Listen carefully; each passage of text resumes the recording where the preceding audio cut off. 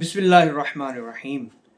میں نے پچھلے دنوں ایک پوسٹ لگائی تھی عید الفطر کے بعد کہ الحمدللہ ہم نے عید الفطر کی نماز ادا کی اور رفع دین کے ساتھ ادا کی، اور وہ رفع دین کیا جو نبی کریم صلی اللہ تعالیٰ علیہ وسلم نے منع نہیں فرمایا تھا۔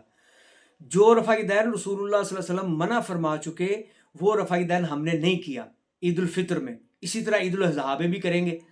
تو اس پہ ان کا ایک جیل میں لونڈا لپاڑا ہے، اس کا نام ہے موفا جی، یعنی جس طرح کی ان کی کرتوتیں ہیں اسی طرح کے ان کے نام ہے موفا جی، ٹھیک ہے جی۔ تو اب وہ کہتا ہے کہ کیا تیرے غوث کو اس بات کا پتہ نہیں چلا؟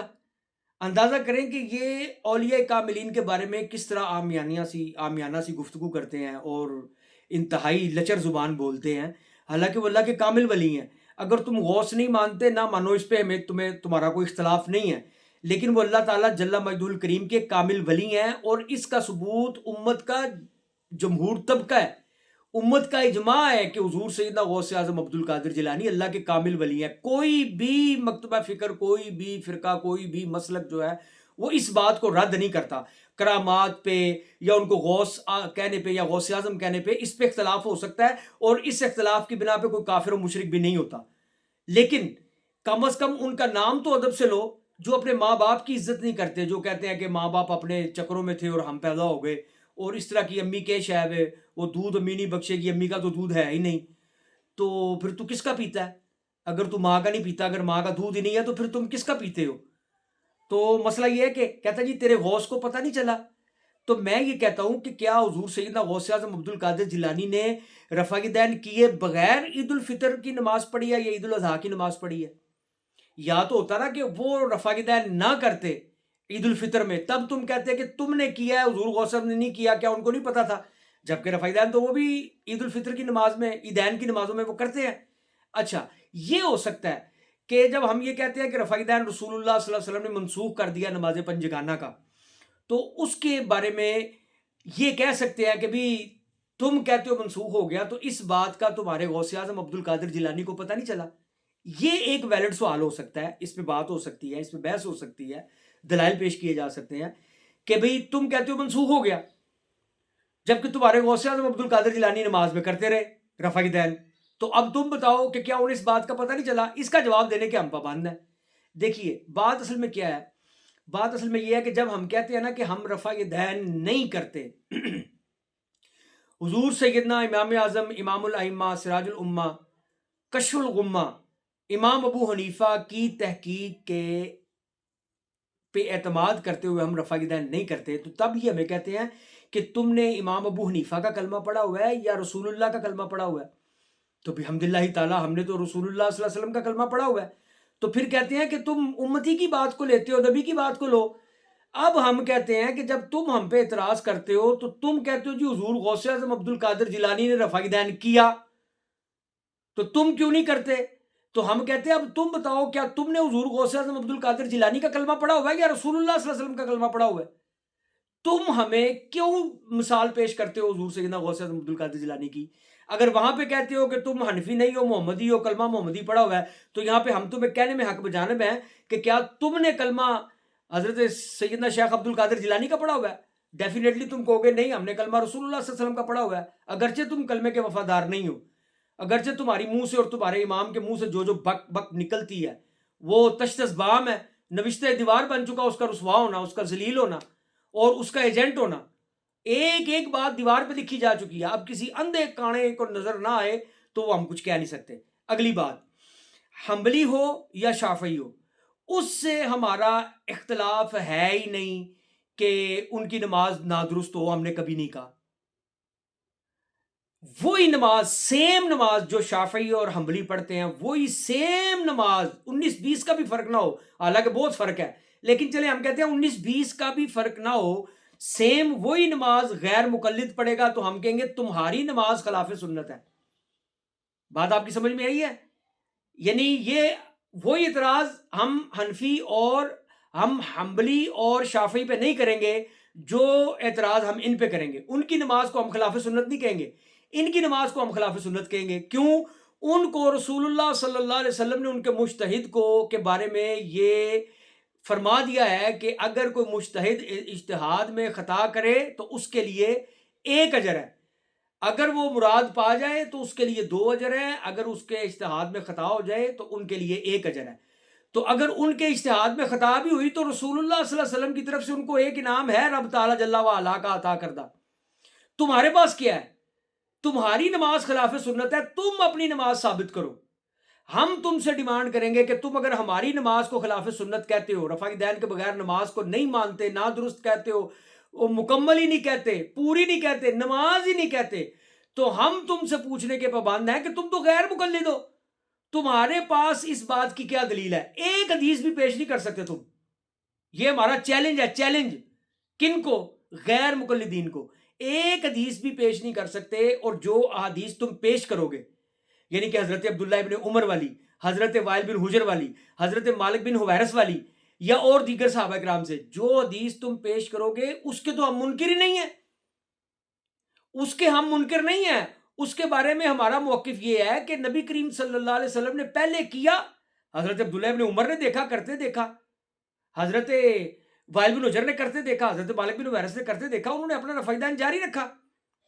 ٹھیک ہے، یہ ہمارا موقف نہیں ہے۔ کیا کبھی ہم نے یہ کہا کہ رسول اللہ صلی اللہ علیہ وسلم سے رفع دین کا وجود ہی ثابت نہیں ہے؟ یا تو کبھی ہم نے یہ کہا ہو کہ نبی کریم صلی اللہ علیہ وسلم نے کبھی رفع دین کیا ہی نہیں، تم کیسے کرتے ہو؟ یہ ہمارا موقف نہیں ہے۔ ہمارا تو موقف ہی یہ ہے کہ پہلے رسول اللہ صلی اللہ علیہ وسلم نے کیا اور اس کے بعد چھوڑ دیا، یہی ہمارا موقف ہے۔ اور تم جو حدیث پیش کرو گے وہ اسی میں پیش کرو گے جو ہمارا موقف تھا کہ پہلے رسول اللہ صلی اللہ علیہ وسلم نے کیا۔ اچھا، اب اگلی بات، مقلدین کو نکال کے میں مخاطب ہوں غیر مقلدین سے، کہ رسول اللہ صلی اللہ علیہ وسلم نے چھوڑ دیا۔ مالک بن حویرث کی جو حدیث تم پیش کرتے ہو، دیگر صحابہ کرام سے پیش کرتے ہو، کئی دیگر کتب حدیث میں یہ بات موجود ہے کہ سجدوں میں بھی رفع دین تھا، ہر اٹھک بیٹھک پہ رفع دین تھا، وہ کہاں منسوخ ہوا ہے؟ اس کی تمہارے پاس کیا دلیل ہے؟ کوئی دلیل ہے تو وہ سامنے لے کے آؤ۔ اگر تمہارے پاس اس کے لیے کوئی دلیل نہیں ہے تو پھر یہ بتاؤ کہ تم نے سجدوں میں رفع دین کیوں چھوڑا؟ جس طرح کہ مرزا جیلمی قادیانی ملعون لعین مردود مرتد، جو یہ کہتا ہے کہ رفع دین پہلے تھا بعد میں چھوڑا ہے، لیکن تابعین نے چھوڑا ہے اور سستی کی بنا پہ چھوڑا ہے۔ اگر سستی کر جاتے تابعین تو دین ہم تک کیسے پہنچتا؟ یہ دین کو مشکوک بنانے والی بات ہے، دوسروں کو یہ موقع دینے کی بات ہے کہ دوسرے اس کلپ کو اٹھائے، غیر مسلم یا کوئی دوسرے، اور وہ پیش کرے گے، دیکھو جی تمہارے تابعین ہی سست تھے۔ اگر تابعین سست تھے تو تم چست ہو، تابعین سست رہتے تو دین یہاں تک کیسے پہنچا؟ صحابہ کرام نے دین مجھے تو لا کے نہیں دیا نا، میرے آباء و اجداد کو لا کے تو نہیں دیا نا، باپ دادا کو، یا تمہارے باپ دادا کو دین تو نہیں دیا۔ صحابہ کرام نے تو دین کن کو دیا؟ کس نے سنا ان سے؟ تابعین نے سنا، تو تابعین نے دین آگے پہنچایا۔ تو سستی کی اگر تم ان پہ الزام لگا رہے ہو، بھائی مانو پرلے درجے کے جہنمی کتو، اگر تم انہیں تابعین کو سست کہہ رہے ہو تو رسول اللہ صلی اللہ علیہ وسلم نے جو فرمایا ہوا ہے، خیر القرون قرنی ثم الذین یلونہم ثم الذین یلونہم، جو اس کے بعد آئیں گے، پھر جو اس کے بعد آئیں گے، تو تابعین کا زمانہ تو خیر کا زمانہ ہے۔ تو ان کے بارے میں اس طرح کی بک بک اور لچر گفتگو کرنا یہ تمہیں زیب دیتا ہے، کسی صحیح العقیدہ مسلمان کو زیب نہیں دیتا۔ تو رفع دین سجدوں میں بھی موجود تھا، وہ کدھر گیا؟ وہ کس دلیل سے تم اس کو منسوخ سمجھتے ہو یا نہیں کرتے؟ اس کی تمہارے پاس کیا دلیل ہے؟ ایک چیز یہ ہو گئی، اور دوسری یہ ہے کہ حضرت عبداللہ ابن عمر کے بارے میں مصنف ابن ابی شیبہ میں صحیح روایت موجود ہے کہ حضرت عبداللہ ابن عمر رفع دین کے بغیر نماز پڑھتے تھے۔ اب مجھے بتاؤ کہ رفع دین کی کرنے کی احادیث روایت کرنے والے کون؟ حضرت عبداللہ ابن عمر۔ رفع دین کرنے کی روایت کون؟ حضرت عبداللہ ابن عمر۔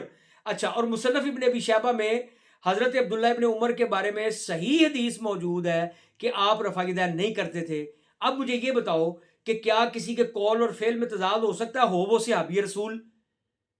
تو اب یہاں پہ تطبیق کرنے کا ایک ہی ذریعہ باقی ہے۔ صحابی رسول کے بارے میں اللہ رب العزت نے قرآن مجید فرقان حمید میں فرما دیا تمام صحابہ کے بارے میں، رضی اللہ عنہم ورضوا عنہ، تو جن سے اللہ راضی ہو، جو اللہ سے راضی ہو، ان کے قول و فعل میں تضاد ہو سکتا نہیں۔ جب نہیں ہو سکتا تو ماننا پڑے گا کہ جب تک رفع دین تھا حضرت عبداللہ ابن عمر رضی اللہ تعالیٰ عنہ نے کیا، اور جب رفع دین نہیں تھا تو حضرت عبداللہ ابن عمر بغیر رفع دین کے نماز پڑھتے تھے۔ یہ تطبیق ہے، کوئی مائی کا لال اس کو رد کر کے دکھائے۔ اور تم احادیث پیش کرو گے کتنے صحابہ کرام سے پیش کرو گے رفع یدین کرنے کی؟ تو 1.25 حضور کے صحابہ کرام ہیں. ہم تمہیں چیلنج سے کہتے ہیں کہ خلفائے راشدین کا رفع یدین کرنا ثابت کرو. جو حضرت علی کا پیش کرتے ہو وہ حدیث ہی صحیح نہیں ہے. جز رفع یدین میں موجود ہے وہ حدیث ہی صحیح نہیں ہے. اگلی بات یہ ہے کہ وہ حدیث صحیح نہیں ہے. ہم کہتے ہیں کہ 4 یاروں کا رفع یدین کرنا ثابت کرو. اس کے بعد ہم تمہیں کہتے ہیں چلو عشرہ مبشرہ کا ثابت کر دو. پھر ہم تمہیں کہتے ہیں اچھا چلو ایسا کرو جو مہاجرین صحابہ ہیں ان میں سے کسی ایک کا رفع یدین کرنا ثابت کر دو. تم نہیں کر سکتے. تو جب تم نہیں کر سکتے تو پھر تم کس لیے مقلدین پہ انگلی اٹھاتے ہو کہ مقلدین تو اپنے امام کے اجتہاد پہ عمل کرتے ہوئے رفع یدین کرتے ہیں. اور یہ اصول ہے کہ اگر ایک مجتہد کی جو تحقیق ہے اس پہ جو ثابت ہوا اور وہ اجتہاد ہے. اجتہاد کن چیزوں پہ ہوتا ہے؟ کیا عقائد پہ اجتہاد ہوتا ہے کہ اس کے بارے میں تم کہو کہ جی یہ عقائد پہ تو اجتہاد ہو ہی نہیں سکتا، تقلید ہو ہی نہیں سکتی؟ ایسا تو نہیں ہے. ہم کیا کہتے ہیں؟ ہم یہ کہتے ہیں کہ وہ مسائل جو غیر منصوص ہیں، جن پہ کوئی نص نہیں ہے، اجتہاد تو انہی میں ہوگا. تو ان پہ اجتہاد اور علمی اختلاف ہو جائے تو اس پہ کوئی دو رائے نہیں ہے. بلکہ ہم تو ثبوت پیش کرتے ہیں کہ نبی کریم صلی اللہ تعالیٰ علیہ وسلم نے صحابہ کرام کی جماعت کو کہا کہ تم بنو قریظہ میں جا کے عصر کی نماز ادا کرنا. تو دیر ہو گئی، نماز رستے میں عصر کی اذان ہو گئی، نماز ہو گئی، وقت ہو گیا. تو 2 گروہ بن گئے. ایک گروہ نے کہا کہ ہم وہاں جا کے پڑھیں گے، دوسرے گروہ نے کہا ہم وہاں جا کے پڑھیں گے. ایک نے کہا ہم یہیں پہ پڑھیں گے، دوسرے نے کہا ہم وہاں جا کے پڑھیں گے کیونکہ رسول اللہ صلی اللہ علیہ وسلم نے فرمایا تھا. تو ایک گروہ نے کہا چونکہ نماز کا وقت ہو گیا لہٰذا ہم ادھر پڑھیں گے. آدھوں نے ادھر پڑھی، آدھوں نے ادھر جا کے پڑھی، اور ان کا اپنا اجتہاد تھا. اور پھر جب نبی کریم صلی اللہ تعالیٰ علیہ وسلم کی بارگاہ میں حاضر ہوئے اور حضور کی بارگاہ میں جا کے انہوں نے یہ بات کی تو حضور صلی اللہ علیہ وسلم نے دونوں گروہوں کو ملامت نہیں کی. تو اس کا مطلب یہ ہوا کہ علمی اختلاف ہو جانا مقلدین کے درمیان، وہ مجتہد تھے، صحابہ کرام مجتہد ہے، ان کا اختلاف کسی نے ایک جماعت نے دوسری کو غلط نہیں کہا، دوسری نے پہلی کو غلط نہیں کہا. لہٰذا مقلدین کو غلط نہیں کہہ سکتے کیونکہ وہ اپنے امام کے اجتہاد کے مطابق نماز پڑھ رہے ہیں. تم تو غیر مقلد ہو، تمہارا تو آگا پیچھے ہی کوئی نہیں. تم ہمیں بتاؤ نبی کریم صلی اللہ تعالیٰ علیہ وسلم نے کس وقت حضور علیہ الصلوۃ والسلام نے رفع یدین کرنے کا حکم دیا ہو؟ ایک حدیث قولی پیش کر دو، ہم تمہاری حدیث کو اپنے سینے سے لگا کے رفع یدین شروع کر دیں گے. قولی حدیث ایک.